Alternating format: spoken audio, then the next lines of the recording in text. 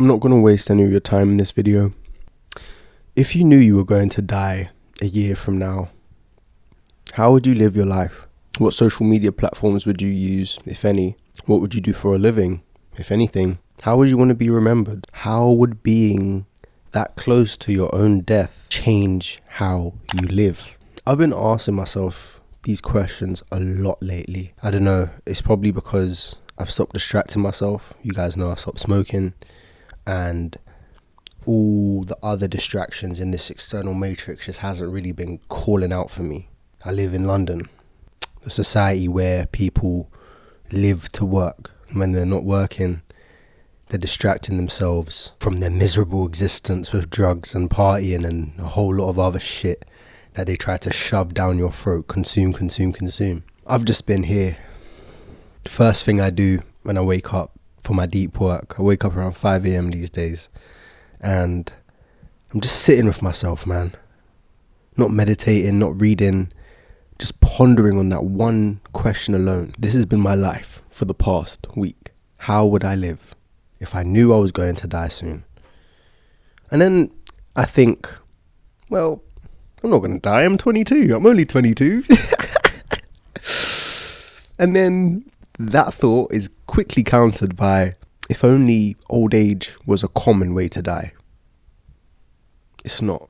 I could go at any time, in any way, whether it be peacefully or horribly, or quickly, or in a long drawn out process. We don't know. And don't get me wrong, I don't mean this in a way to be taken negatively. Definitely not. Death is not bad. I've been obsessed with death since as long as I can remember. And I think on some level we all are, it's just that somewhere along the way we become programmed by the fear of death. When we lose a loved one and we see how everybody else reacts to it, it allows us to sleepwalk through life without actually thinking about it consciously. Because, avoid the bad things, avoid the things that make us scared. That's the normal way to see it, right? But I believe that ignorance to our inevitable fate is the greatest disservice we can do to ourselves, because we begin to live in a way that isn't true to our values and what we actually want to do here. We act as if we have all the time in the world when we don't. And I think we know we don't. We begin to live without presence, because death is the very thing that gives life its actual intrinsic value, because we know it's not forever. Since we've built a concrete jungle around ourselves and around the universe's creation, we are out of touch with death.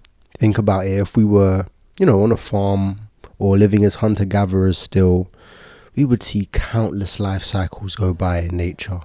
It would make us contemplate our own demise, whether it be us killing an animal for food, whether it be seeing our livestock give birth, whether it be seeing another animal kill another animal for food. But since we're disconnected from that, most of us live in a constant cycle of, like I said, avoiding pain and chasing pleasure, whilst desiring all the spoils of a king or queen. We're a society of people obsessed with the destination. And I'm of the belief that any person who's obsessed with the outcome of a goal is missing the whole point of life itself. I'll give you some examples, right? These are quite, the first one anyway is a bit of a crazy example, but it brings a point home. When your father had the orgasm that released you as a sperm, end of that sex was the start of your journey as a fetus. When your mother held you for 9 months, the end of her term was the start of your journey as a fully formed human. When you first had that vision in your mind of what would make your life complete, whether it was more money, being an acclaimed actor, writer, musician, whether it be becoming an entrepreneur, making this amount of money per month, any of those things. If or when you get there, yet again, it will just be another beginning. in every single one of those examples I gave you, notice the person is always fixated on the outcome. Your dad was probably focused on that nut. Sorry for the graphic example, but it's just how it be, you know what I'm saying? Your mum was probably focused on birthing a healthy baby, and you now are probably focused on achieving that dream. But what's crazy is any dreamer who's actually succeeded in manifesting what they want realized it was the journey that held all the value all along. I say all of this to illustrate the point that beginnings and endings have always been illusions of the human mind, right? There are no such thing as endings or beginnings. Endings are just new beginnings. Do you get it? Like, life itself is just a divine, never-ending circle of events. And yeah, it's like the circle of life. The circle of life. Lion King got that shit right. My favorite Disney movie. But yeah, I said all of that to drive home the point that when you think about your death, try not to attach a negative frame around it. You know what I'm saying? It's divine. It's literally divine. It's what gives life profound meaning. To know you're going to die and live like it's right around the corner will have you giving gratitude for everything you experience.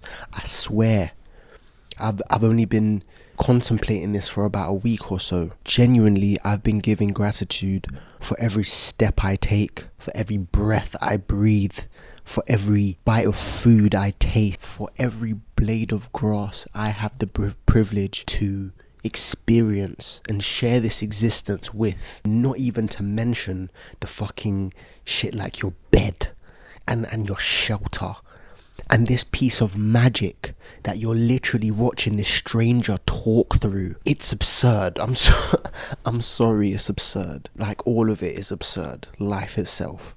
And yeah, man, I ask you again, without the fear this time, if you were going to die 6 months from now, how would you live your life? Where would you live? Who would you spend your time with the most? What books would you read? What would you want to create before you pass?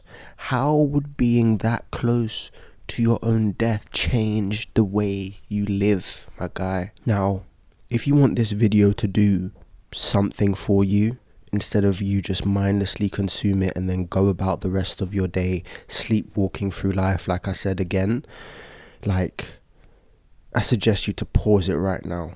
Please, get out a pen and paper, answer those questions, and then once you're done, put in the comments the ones that you're at least comfortable with.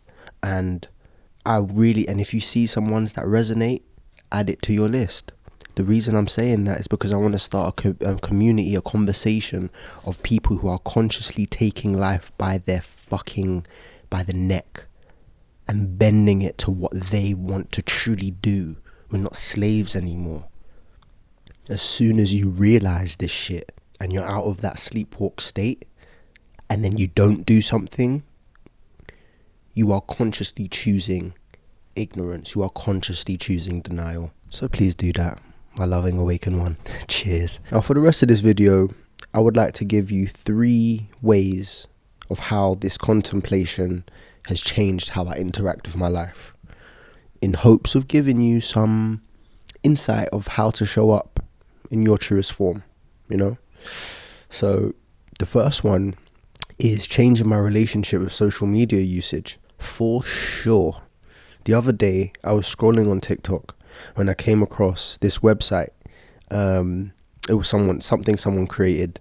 I'm not sure if you've seen those Reddit videos where they basically read out like popular Reddit posts and stuff, but he must have become conscious and realized how what he was doing to people's time and life, and basically he created this visualization of how you spend each hour of your day, and it takes into account your age, your screen time. Oh, hello, baby.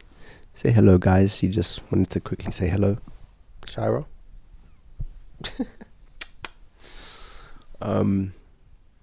Yeah, so yeah, it takes into account your age, your screen time, and then takes that and makes it basically like a graphic to show you how you're on track to spend the rest of your life on earth, right? I did mine, and the results fucking terrified me. I'll be so real. But the fact that I was spending that much time on my phone, whether I was creating or not, fucking shook me up. You guys know me as Jay Kaizen, a spiritual content creator who tries his best to, synthesize my lessons and interests into value for you to take and implement in your own life. And although I'm very deeply grateful for what I do as for a living, and I was conscious enough to, change what I was doing online to be a force for good on these platforms and reach a level of internet success that I could have only dreamed of at a very young age, I've realized I've spent the past 2 to 4 years of my life on social media, mostly TikTok and Instagram. No matter how old you are, and no matter if you're a consumer or creator, these apps are consciously designed to hold your attention, to keep you consuming more and more and more, which inevitably, if you're on there, just makes you mindlessly consume. For every one TikTok I create, I probably consume like 8 to 10, more than likely. And I don't know about you, but if I was to die a year from now, I would spend like 0 minutes on social media. 0. You understand? Especially short form platforms. So I could be using that time to, read or listen to a podcast I love, like Diary of a CEO, whilst doing the things that give me fulfillment, like, working out, walking in nature, playing with my beautiful pet Shira. I love her so deeply. You don't even understand. There's this quote, that says, "You don't own cats, cats own you." Anyway, you get the point, man. This was a hard pill for me to swallow, though, because it's where I've been honing my craft for personal branding. Like, can you imagine? You realize that the skill that you've been crafting and the skill that you've been putting so much time into is not only hurting you, but you no longer value it as much as you once did. It's literally where I've been documenting my thoughts and adventures for almost 4 years, guys. You know what I'm saying? I've invested so much time in cultivating the skill of creating short form content, and that kind of content where, for example, a lot of you guys in real time, if you're coming from TikTok or Instagram, you saw me go from stacking shelves in Sainsbury's, moving out with my girlfriend at 18, to going through a spiritual psychosis in Birmingham in lockdown, and then to harnessing all of those spiritual downloads and everything that I've learned to manifest 2.7 million followers on TikTok, allowing me to do this full time. Like, it's been a journey, a beautiful journey, but I'm no longer that 18-year-old making comedy videos in his parents' bedroom. Do you know what I'm saying? Like, it's more than that now. I'm a 22-year-old that's living deeply in his purpose. And that means making hard decisions on what's best for me. Like changing how I interact with social media. Although it's what I do for a living, the internet is yet another side, like another double-edged sword that I use to enrich my life with wisdom and insight, or degrade it with interacting with it too much or doing the wrong things. I shouldn't be hearing, for example, like these celebrities, like, no disrespect to 21 Savage, but just like, oh yeah, $5,000, like, I just hit, like, when I hear or interact with mainstream culture, it literally makes my brain scream, honestly, because it's all it's doing is just downloading my consciousness with useless information that I don't need to know about. You know what I'm saying? So yeah, man.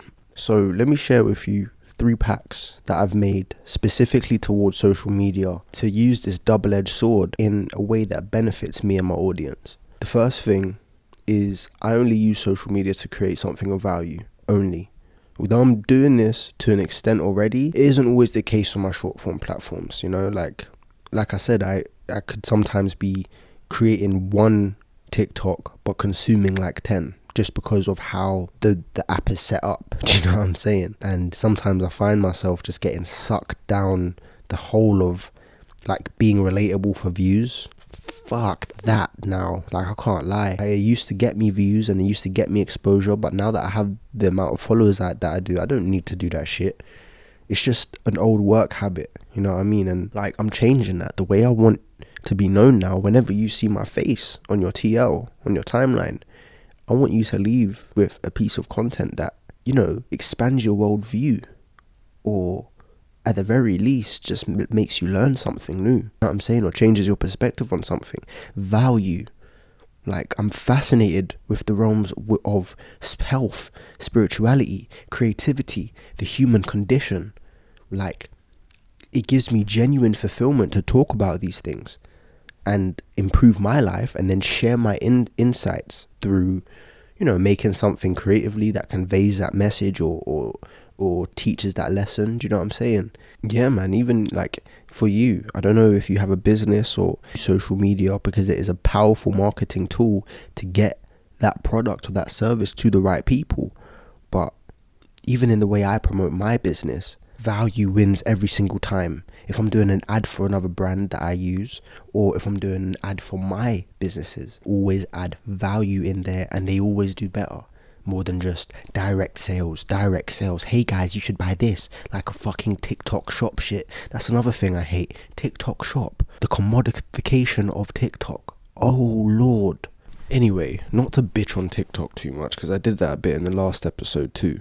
So yeah, the second pact I made is no social media before 12 p.m. There's no reason to be on TikTok, Instagram, X, or YouTube before 12 p.m. Your brain is ultra programmable. Your brain is ultra programmable in that space when you wake up.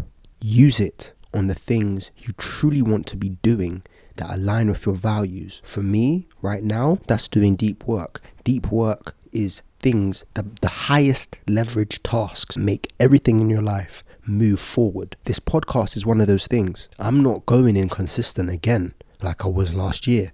That is an impossibility for me now, because it's something I hold as a value.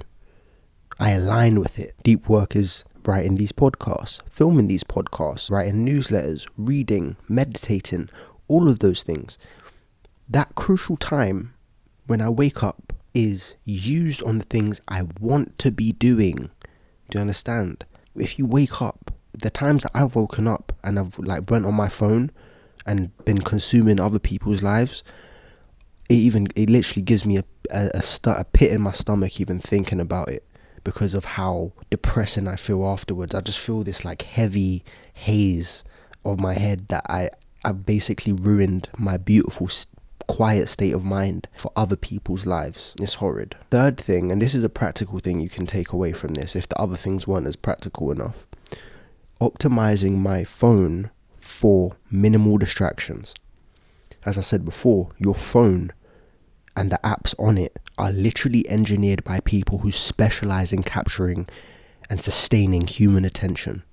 I hope you understand that. It's not by chance that you're addicted to social media and that you find yourself mindlessly scrolling.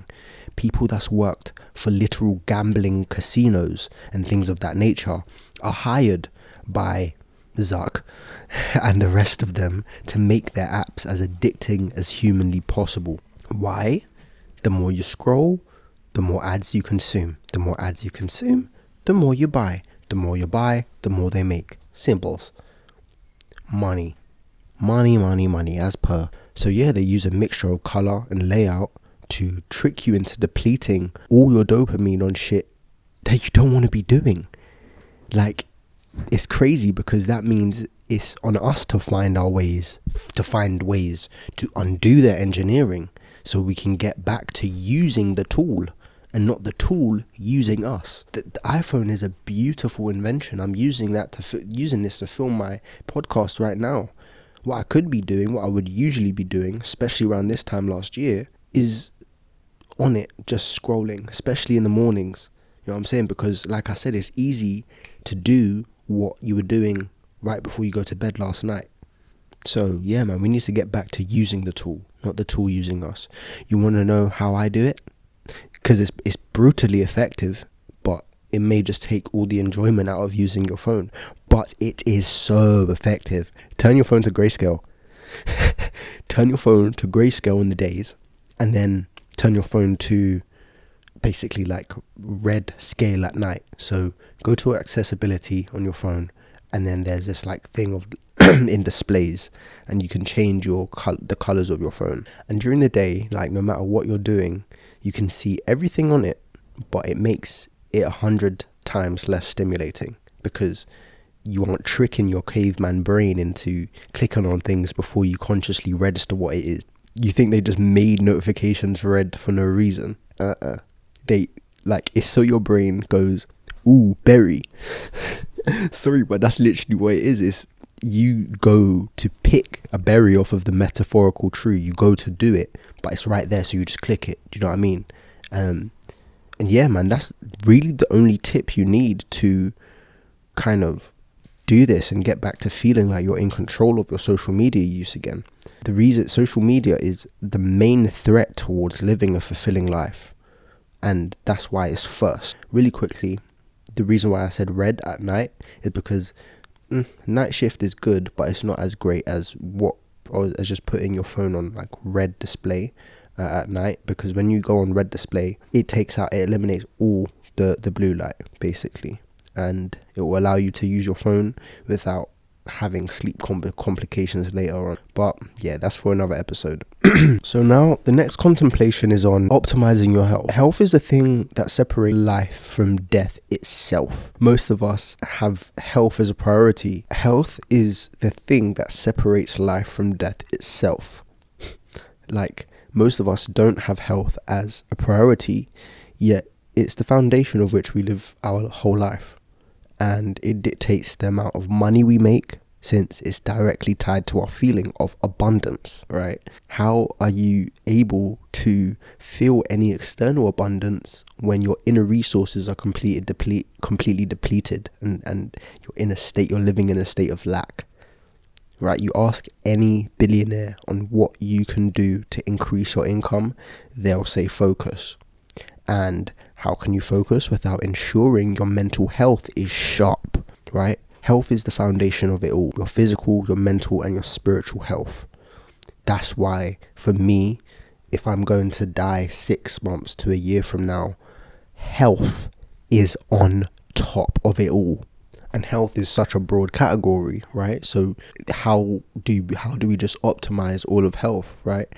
I use one of my favorite sayings as kind of like a blueprint to make sure that I'm optimizing it on all levels, on all sides. And that saying is: athlete's body, entrepreneur's mind, artist's soul. So by framing the 3 aspects of your health in this way, you're optimizing all pillars. Quick word from our sponsor, aka my ass, you know what I'm saying? For anybody that may consider themselves a high performance hippie or a health conscious soul, I made this blend to help your mind, body and soul thrive in the chaos of life. I consume this before every single podcast. I consume this before every deep work session, and it allows me to access this Zen state of focus. And I truly believe that mushrooms hold the power to cure many of today's modern problems, right? So my blend contains 6 mushrooms that I personally selected, right? There's reishi, which is amazing for stress relief and sleep. There's cordyceps militaris, which is amazing for oxygen utilization. For women, that means increased energy and endurance. For men, that means increased energy and endurance, you know what I'm saying? Turkey tail for strengthening the immune system and cleaning the body of toxins. Maitake for blood sugar management. Shiitake for B vitamins that allow for deeper states of focus. Quick word on maitake: blood sugar management is one of the main components in focusing better. And then also royal sun for vitamin D. You know what I'm saying? That's more for me because I live in a sun deficient country. But yeah, man, I also added vitamin C plus probiotics in it. So if you're breaking fasts like me, you're off to a divine start to the day. because I like to fast in the first few hours of the day, and I don't like to break it on anything stupid like a big carby meal or something like that. So the probiotics I'm talking about is ginger, inulin, and green tea leaf extract. Oh my god, guys, don't believe me? Believe the reviews that we have on our website. So yeah, man, I have this every single morning in my cup of coffee, and I love it. So I know you'll love it. So yeah, man, cop some Kaizen Shrooms. At the very least, check out more details on the website. It's beautifully designed. KaizenShrooms.com.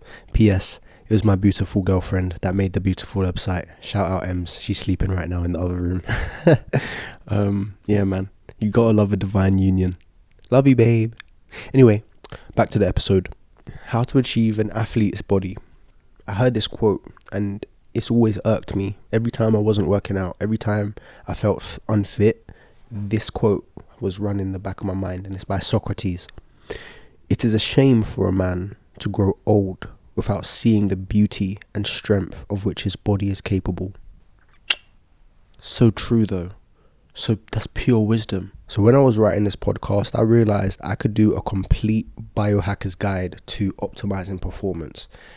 There's no way I could fit all the information I have on this in one video. So comment if you guys want that for the next episode, and I'll make this a whole series. First video, how to achieve athlete's body. Number 2, how to achieve entrepreneur's mind. Number 3, how to achieve artist soul. And then we can maybe go on to the chakras.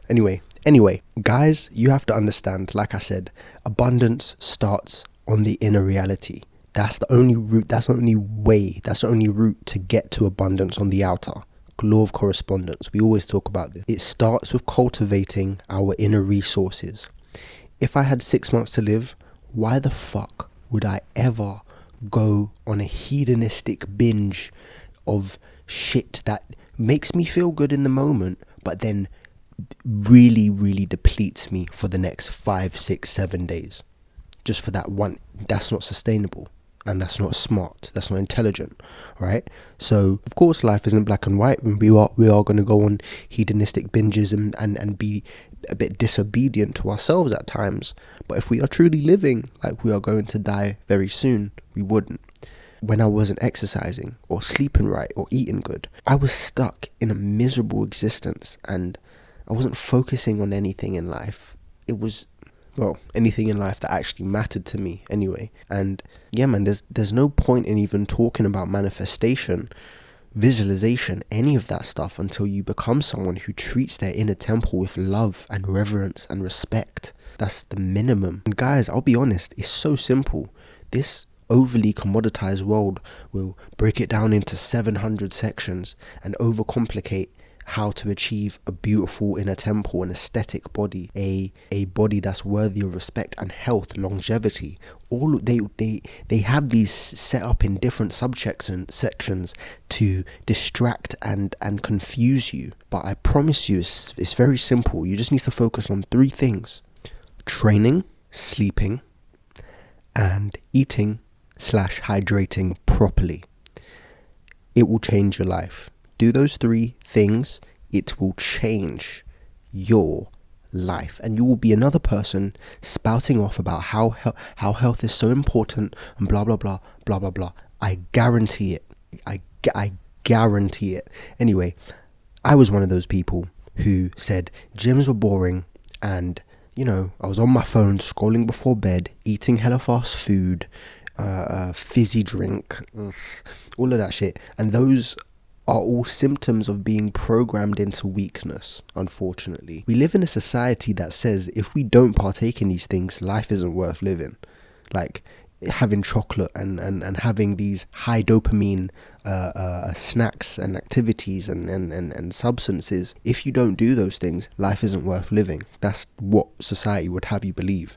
However, you naturally enjoy the things that are good for you more than instant gratification once you start doing them. I promise you, because with the things that you become instantly gratified with, like social media and high dopamine foods, you pay for it almost immediately after, and you feel it. You know what I'm saying? With the other natural things, you don't.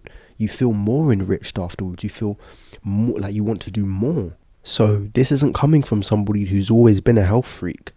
Like, yeah, I couldn't do one pull-up 6 months ago. Now I'm in the gym doing 20 in a row. Simples. Do you know what I'm saying? It's because I'm sleeping on time. I'm nourishing my temple correctly, and I'm enjoying every fucking minute of it, bro. And I'm not capping when I say this. There might be, don't get me wrong, there's times where I may not want to do it, but when I am doing it, it is bliss, because I know that I'm not cheating myself. Like David Goggins will have you believe it's always a grind. It's not. When you program your brain to enjoy these things, it is enjoyable. It's just life. You know what I'm saying? And if I do end up making this a series, this will be the unique selling point of all of the videos.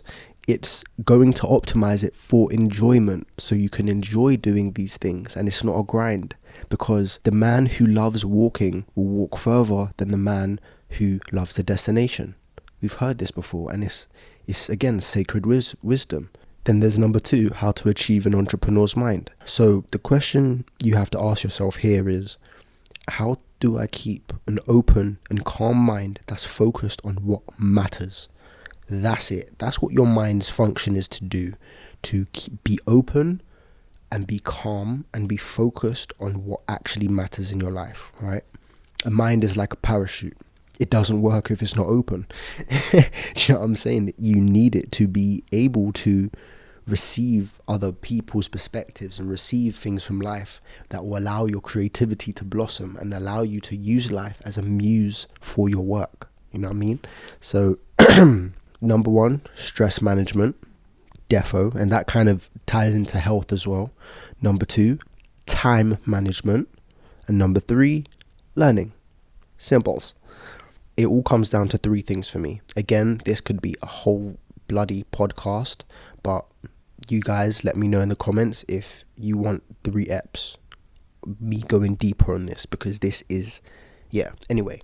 Again, I could just spew massive amounts of information to you about how to embody these 3, but it would be better if I broke it down, structured it, so you can actually implement it into your life. I think that would be better, to just drip feed this information to you, because truly managing those things, having stress management as a top priority, meditating, having cold showers, things like that, it's divinely powerful.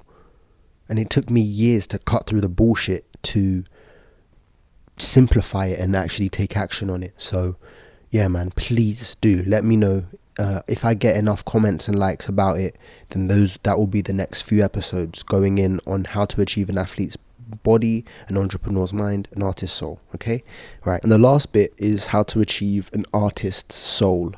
Guys, funny enough, this actually bleeds into my third contemplation about life, which was finding your flow and doing it every single day. This is so important. To achieve an artist's soul, there is another 3 activities, but I'm going to wait to reveal those to you.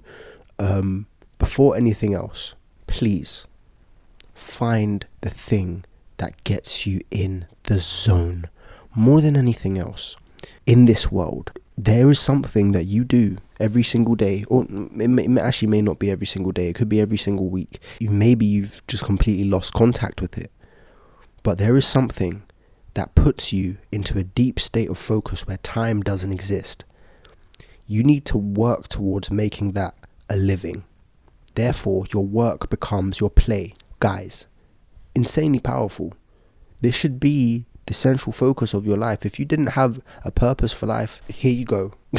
I've just given it to you. Find your flow and then make it your way of life. Simply and seriously, find a way to make money from your flow, which is your passion. It's not easy. It's long. It's an arduous road filled with ups and downs, and oh my god, it's worth it, and then oh my god, this is so shit, I can't do this, blah blah blah. But once you actually get to it, once you succeed, once you crack the code, man, work doesn't feel like work, it feels like purpose. This is what it feels like, me doing this right now. Guys, it's so blissful. For me, just to give you an example of what this could be, for me it's creative writing, learning, acting, and pondering on the deeper questions in life. I took all of those things and I fusioned it into being a content creator. Even though I'm not acting that much on podcast, I'm not acting at all on podcasts.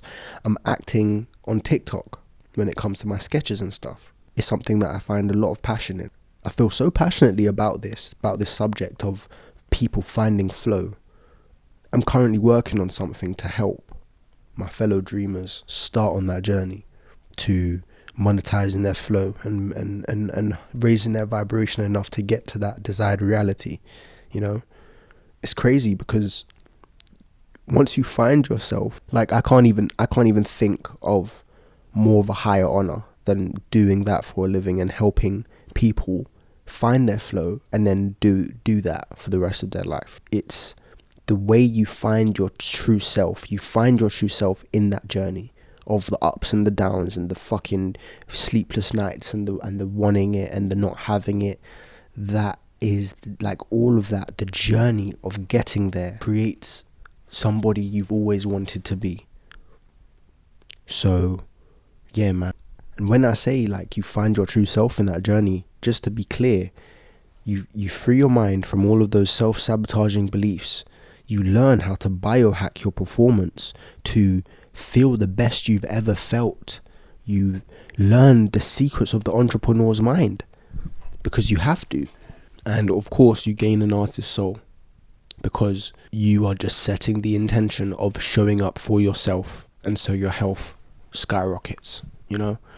So yeah, just so I know how many people want this and how many dreamers I have listening to this, comment dreamer down below if that's a journey you want to partake in. If enough of you comment, next week's podcast will go deeper into everything I've learned on what I've just talked about. Or to be fair, and just to give you guys the breadcrumbs for the artist soul, how to achieve an artist soul episode, it's finding your flow, deep work, and journaling. But that's all I'm going to give you for now, because again, I'm going to drip feed you and give you profound amounts of information, but in each episode. So yeah, guys, that's the episode. Just to recap on the whole thing, change your relationship with social media. Only use it to create or consume something of value. Don't use it before 12 p.m. Not for work, not for anything else. Optimize it for minimal distraction, so you're using the tool and the tool is not using you, right? That was the first contemplation. And then the second one is optimize your health, which is your mind and your body. To achieve an athlete's body, how to start training, you know what I'm saying? Optimize your sleep and prioritize what you put in your body. For men, fast. I'm just letting you know, fast from now, fast. Women, avoid carbs, proteins and fats, but I'm not a women's expert. Men, fast. All right, cool. And then entrepreneur's mind, like I said, stress management, time management, learning, artist soul, finding your flow, deep work, and journaling. Guys, I love you. Thank you so much for watching to the end of the episode. As per usual, you guys mean the world to me, because you just hear me kind of just spew my thoughts at you guys and you receive it, and hopefully if it's something of value to you, you like it, you interact with the community below, comment, you subscribed, and you're part of Kaizen's Diaries. I don't mean to cat Stephen Bartlett's thing, because he doesn't even say it anymore, but this is the Diary of Kaizen. If you're watching, what did he say again? He's like, if you're watching, please keep this to yourself. As per usual, cop your Kaizen Shrooms, or at the very least, check out our website, join the newsletter so you get these podcasts in written form, shorter written form, so you can take notes on them and you get it earlier than the actual podcast release drop. Join my Patreon if you really fuck with me and you want to get these podcasts ad free. Take action on everything I said in this video. Yeah, that's enough shameless plugging for today. As per usual, my people, take what resonates, leave what doesn't, and always embrace duality, motherfucker. I love you. Mwah. Take care. Kaizen out. Until next time, which is next week.